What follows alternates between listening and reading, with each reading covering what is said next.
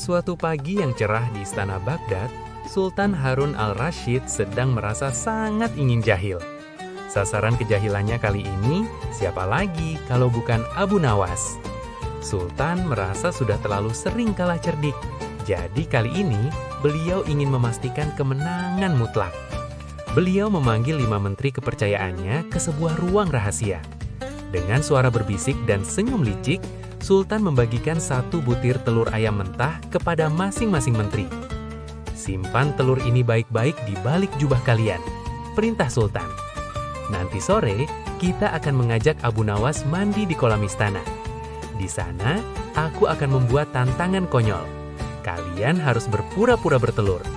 Abu Nawas yang tidak membawa persiapan pasti akan panik, malu, dan akhirnya bisa kita hukum karena gagal memenuhi tantangan raja. Sore harinya, rencana mulai dijalankan. Sultan mengirim pengawal untuk menjemput Abu Nawas dengan alasan ingin bersantai bersama di kolam pemandian kerajaan. Abu Nawas yang tidak menaruh curiga sedikit pun datang dengan hati riang. Mereka semua menuju ke area pemandian istana yang sangat megah, dengan kolam besar berair jernih yang dikelilingi pilar-pilar marmer yang indah. Sultan, 5 menteri, dan Abu Nawas kemudian mengganti pakaian mereka dengan kain basahan dan masuk ke dalam kolam yang hangat. Awalnya suasana terasa santai, mereka berbincang dan bercanda ringan di dalam air. Namun Abu Nawas mulai merasakan ada sesuatu yang aneh dari tatapan mata para menteri yang terus-menerus melirik ke arahnya sambil menahan senyum. Ketika semua orang sudah merasa nyaman di dalam air, Sultan tiba-tiba mengangkat tangannya meminta perhatian. Wajahnya berubah menjadi sangat serius meskipun matanya memancarkan kilatan jahil. "Wahai sahabat-sahabatku sekalian!" seru Sultan dengan suara lantang yang bergema di dinding pemandian. "Aku punya ide brilian untuk membuat acara mandi kita sore ini menjadi lebih seru dan bersejarah. Dengarkan baik-baik. Barang siapa di antara kita yang bisa bertelur di dalam air layaknya seekor ayam, maka dialah orang yang paling hebat dan akan kuberi hadiah. Tapi ingat, jika ada yang tidak bisa bertelur, maka dia harus segera keluar dari kolam ini dan akan dikenakan denda yang berat karena tidak mematuhi perintah raja." Begitu aba-aba dimulai, suasana kolam menjadi riuh. Satu persatu Menteri Sultan mulai beraksi dengan penuh drama. Menteri pertama menarik napas dalam, menyelam ke dalam air, dan beberapa detik kemudian muncul kembali ke permukaan dengan wajah penuh kemenangan. "Lihat Baginda, hamba berhasil!" teriaknya sambil mengangkat tangan tinggi-tinggi, memamerkan sebutir telur ayam yang sebenarnya sudah ia bawa sejak tadi. Menteri kedua, ketiga, hingga kelima menyusul, menyelam dan muncul dengan telur di tangannya. Bahkan Sultan sendiri ikut-ikutan menyelam dan muncul membawa telur.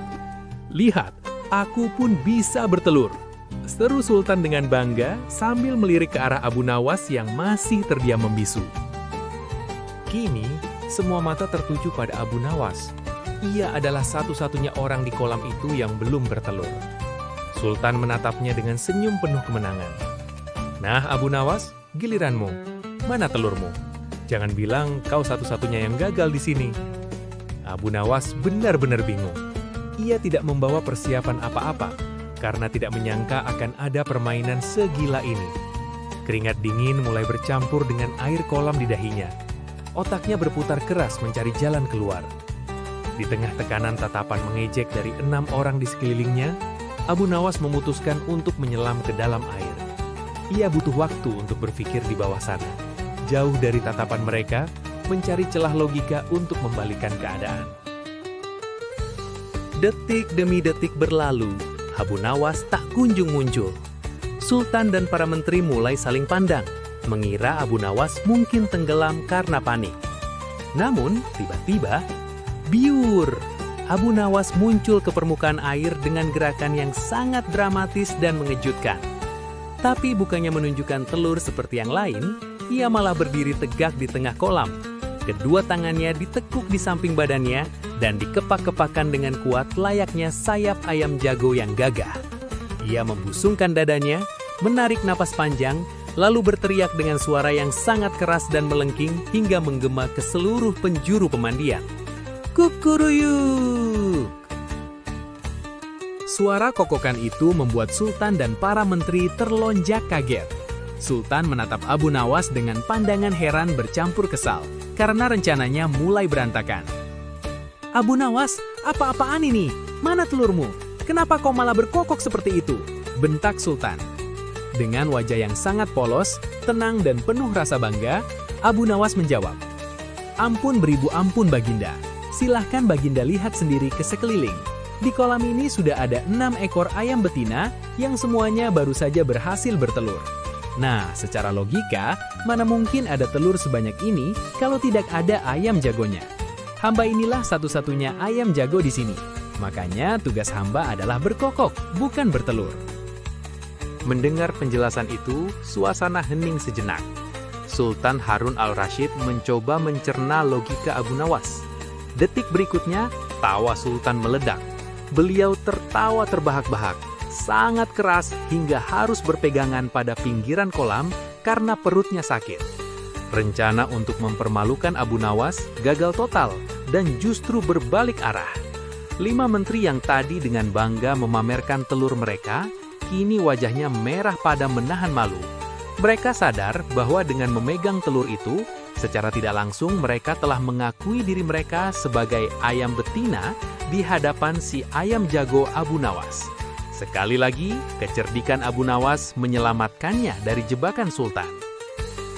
Kisah jenaka ini mengingatkan kita bahwa menggali lubang untuk orang lain seringkali membuat kita terperosok sendiri ke dalamnya. Hadapilah niat buruk dengan kecerdikan dan ketenangan. Niscaya kita bisa mengubah situasi sulit menjadi kemenangan yang menghibur.